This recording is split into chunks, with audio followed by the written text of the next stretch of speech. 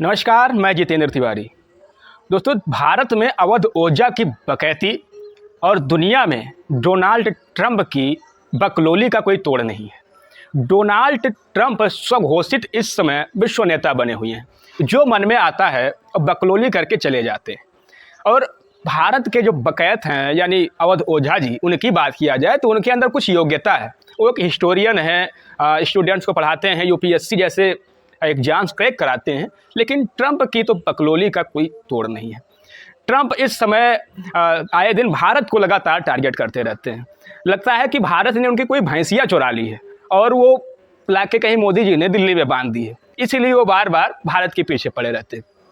इतना ज़्यादा संरक्षणवादी हो गए हैं कि सारी कंपनियों को धमकियां देते हैं कि उस देश से निकल आओ और यहाँ अमेरिका में लगाओ, नहीं तो ये कर देंगे वो कर देंगे। वो इस समय लगातार एप्पल जो कंपनी है, फ़ोन मैन्युफैक्चर करती है, लैपटॉप बनाती है, उसे टारगेट कर रहे हैं और उसे कह रहे हैं कि तुम भारत से फैक्ट्रियाँ निकाल कर अमेरिका में लाओ, लगाओ।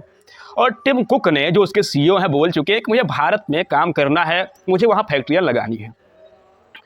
एक आंकड़े बताऊँ अगर, तो पिछली बार अमेरिका में जो जितना भी ओवरऑल आईफोन के फ़ोन बिके थे, उसमें से 50% जो फ़ोन थे वो मेड इन इंडिया थे। और डोनाल्ड ट्रंप को यह बर्दाश्त हो नहीं रहा है। वो सोच रहे कैसे, अरे भारत मेड इन इंडिया, ये अमेरिकन कंपनी और मेड इन इंडिया, वो भी अमेरिका में बिक रहा है। भाई ये पीड़ा उन्हें खाए जा रही है। दूसरा, उनकी बुद्धि की क्या बात करें। अभी ऑपरेशन सिंदूर चल रहा था तो उसमें वो बेगानी शादी में अब्दुल्ला दीवाना वाला जो कहावत है वही उन पर लागू होती है। वो मेढक की तरह कूदते हुए, उछलते हुए, अरे देखो मैंने युद्ध रुकवा दिया, युद्ध रुकवा दिया, मैं तो मैसेंजर ऑफ पीस हो, युद्ध रुकवा दिया। और पाकिस्तान वाले भी बकलोली में उनके समानांतर ही, वो भी thank you Trump, thank you Trump, thank you Trump, thank you ऐसे बांट रहे हैं जैसे इस समय हमारे यहाँ मंगलवार को भंडारे में प्रसाद बंटता है, ऐसे वो थैंक यू बांट रहे थे। दरअसल डोनाल्ड ट्रंप के सामने एक बात है कि जो पिछले वाले राष्ट्रपति थे अमेरिका में, उन्हें मिल गया था नोबेल पीस प्राइज़, यानी बराक ओबामा की बात कर रहा हूँ। तो ट्रंप पीछे कैसे रह जाएं। वो भी कह रहे हैं दूसरी बार चुनाव जीत के आए हैं और ये जो अवार्ड है मैं भी डिजर्व करता हूँ, इसलिए ये मिले या ना मिले ज़बरदस्ती लेकर रहूँगा। नोबेल वाले भैया सुनते नहीं हैं, वो तो डोनाल्ड ट्रंप कोई अवार्ड देते नहीं हैं। तो Donald Trump messenger of peace बने, ज़बरदस्ती दुनिया में घुसे पड़े हुए हैं। रूस और यूक्रेन का युद्ध रुकवा रहे हैं, इधर इजराइल फिलिस्तीन के बीच में घुसे पड़े हैं और भारत और पाकिस्तान के बीच में भी घुसे पड़े हैं और आता जाता कुछ नहीं। उनकी बकलोली इसी से सिद्ध होती है कि वो कहते हैं कि भारत और पाकिस्तान का जो विवाद है वो थाउजेंड्स ऑफ ईयर है। अब भैया कौन उन्हें बताए कि 1947 से पहले पाकिस्तान का नाम ही नहीं था। 1947 में पाकिस्तान बना, जो अभी 100 साल भी नहीं हुए हैं, और थाउजेंड्स ऑफ यानी हज़ारों साल पहले विवाद बताते हैं। तो कितने बड़े बकलोल हैं, इसी से पता चल जा रहा है। इसके साथ उन्हें दुनिया वाले अवार्ड तो दे नहीं रहे। तो मुझे तो लगता है कि अगर इस वर्ष मस्ट बकलोल अवार्ड जो मिलना चाहिए, बकलोल अवार्ड ऑफ द ईयर, वो डोनाल्ड ट्रंप को जाना चाहिए। और अगर ये अवार्ड ही नहीं मिला तो आप ये जान लीजिए कि डोनाल्ड ट्रंप खुद से एक अवार्ड बना देंगे और वो जो है वर्ल्ड बकलोल पीस अवार्ड नाम रख देंगे। और एक आंकड़े और आपको बता दूं, जो हमारे माननीय नरेंद्र मोदी जी हैं, इन्हें दुनिया के लगभग अधिकतर देशों का जो सिविल अवार्ड है, नेशनल सिविल अवार्ड, वो मिल चुका है। तो डोनाल्ड ट्रंप का अवार्ड पहले किसी को जाएगा मुझे पता नहीं है, लेकिन नरेंद्र मोदी जी जो हैं वो दुनिया में जब जाते हैं, एक बार मोदी जी ने कहा था कि मैं फ़कीर आदमी हूँ और झोला उठाकर चल पड़ूंगा। तो भैया जब मोदी जी कहीं दुनिया में जाते हैं तो अपने झोले में 2-4 अवार्ड जरूर लेकर आते हैं। तो ये आंकड़े की बात कर रहा हूँ। यदि आपको यह पता लगाना हो कि क्या नरेंद्र मोदी को कितने अवार्ड मिले हैं, तो ये पता मत लगाइए, आप ये ढूंढिए कि नरेंद्र मोदी को कौन सा देश बचा है जिसने अभी अवार्ड नहीं दिया है, क्योंकि लगभग अधिकतर देशों ने उन्हें अवार्ड दे दिया है। अमेरिका हो, रूस हो, मिडिल एशिया के अधिकतर देशों ने। ये हुई बात डोनाल्ड ट्रंप के कारगुजारी की।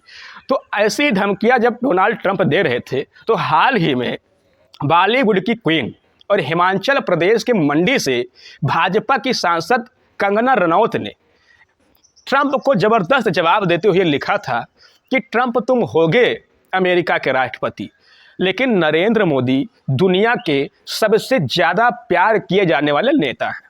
दूसरी बात और सुनिए, डोनाल्ड ट्रंप, तुम्हारा ये दूसरा टर्म है, यानी तुम दूसरी बार राष्ट्रपति बने हों, बीच में एक बार हार भी गए थे, लेकिन नरेंद्र मोदी जी का यह तीसरा टर्म है।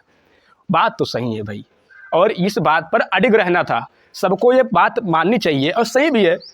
लेकिन मामला ये होता है कि बीजेपी की राष्ट्रीय अध्यक्ष जेपी नड्डा जी बाकायदा फ़ोन लगाते हैं कंगना रनावत के पास और कहते हैं, कंगना जी कृपा करके ये जो ट्वीट है, सॉरी ये पोस्ट है, इंस्टा पर डाला था उन्होंने, इसे डिलीट कर दीजिए, इससे हमारे रिश्ते बिगड़ सकते हैं।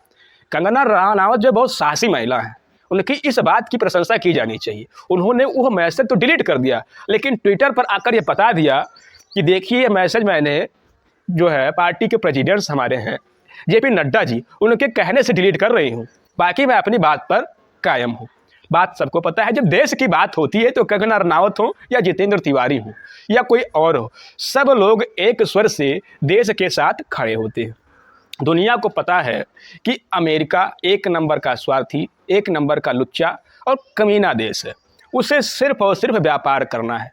ट्रंप भी इस बार अमेरिका के इंटरेस्ट के साथ साथ विशुद्ध व्यापार पर उतर गए हैं। वो पाकिस्तान से उन्हें कहीं क्रिप्टो विप्टो में कुछ बेचना वचना है, पैसे वैसे मिल रहे हैं, तो उन्हें जैसे भी जितना भी प्रॉफिट हो जाए, पैसे पैसे पैसे। वो ये गाना था ना, जो पैसा पैसा करती है तू पैसे पे क्यों मरती है, ट्रंप को यही भाई चल रहा है। उन्हें पैसा दो, वो तुम्हारा जय जयकार करेंगे, तुम्हारे लिए नारे लगाएंगे, तो जहाँ उन्हें प्रॉफिट होगा वही करेंगे। थोड़ा बहुत तो कष्ट भारत को देने वाले हैं, लेकिन इसके साथ आईफोन वालों को यह बात पता है कि अमेरिका की प्रति व्यक्ति आय दुनिया में लगभग सबसे ज़्यादा ही मान सकते हो। भारत के लोग गरीब हैं, इनकी इनकम कम है। यदि अमेरिका में एक मजदूर रखना है किसी काम के लिए, तो भाई वो कई डॉलर लेगा, और इंडिया में वो सस्ते मिल जाएगा। यानी आपको ये पता होना चाहिए कि अमेरिका का $1 भारत में भारतीय रुपये के लगभग 86 रुपये के बराबर बनता है। यानी अमेरिका का $1 और भारत का 86 रुपया। इस तरह जो कंपनियां हैं अमेरिकन, वो चीन, वियतनाम और भारत की तरफ आती है। क्यों? क्योंकि यहाँ पर उन्हें लेबर कास्ट सस्ता पड़ेगा। तो जब लेबर चार्ज कम पड़ेगा तो फ़ोन का मैन्युफैक्चरिंग जो है जब होगा तो उसकी कास्ट भी लो रहेगी, तो उसको ज़्यादा सस्ते दाम पर दुनिया में निर्यात किया जा सकेगा। लेकिन ट्रंप को कौन समझाए, वो कहते हैं अमेरिका में लगाओ, अमेरिकन को जॉब दो। भैया जॉब तो दे देंगे, लेकिन जो फोनवा अमेरिका में इस समय 80-85 हज़ार में बिक रहा है, वो 2-2.5-3 लाख इंडियन रुपए में बिकेगा। क्योंकि अमेरिका में जो फैक्ट्रियां लग गई, तो अमेरिकन मजदूर जो हैं वो $1,000 अगर भारत में दिया जाए तो लगभग 86,000 इंडियन रुपए बनेगा।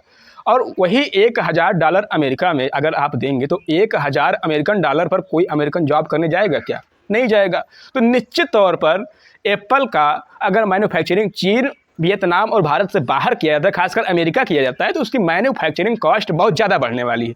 डोनाल्ड ट्रंप तो AI करके हमारे पास AI है, टेक्नोलॉजी है, हम साइंस मैन्युफैक्चर कर लेंगे। तो ट्रंप को तो ये वही वाली बात है कि यदि आप किसी दोस्त के पास फ़ोन लगाते हैं तो कहता है कि भाई पिज्ज़ा खा रहा हूँ, तो कह दो भाई मुझे भेज दो, कह रहा ठीक है भेज रहा हूँ, और व्हाट्सएप पर आपको फ़ोटो खींच कर भेज दे, कहे खा लो। यही है उनके साथ। उन्हें पता ही नहीं है कि AI जितना भी हो, लेकिन उसकी मैन्युफैक्चरिंग कास्ट अगर अमेरिका में लाया जाएगा तो बढ़ ही जाएगी। तो इस तरह इस बकलोली चल रही है दुनिया में। देखते हैं आगे क्या होता है। आज का वीडियो इसी दुनियादारी पर आधारित था। मिलेंगे नए वीडियो के साथ। नमस्कार।